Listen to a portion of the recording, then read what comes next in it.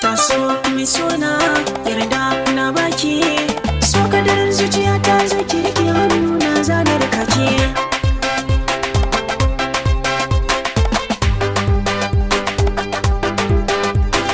So kadar zuciya ta da shi ne riko, naki saki tun da shi ne idan duniya.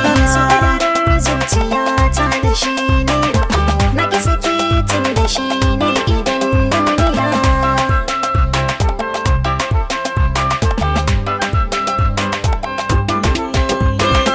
Abinda zuciya ka so ka fata ke bibiya, daga alama tsakani.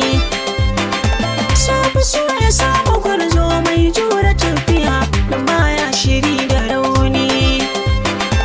Kugan karfi zuciya mai jure gwagwarmaya, mai ra'ayi na ɓadda bani.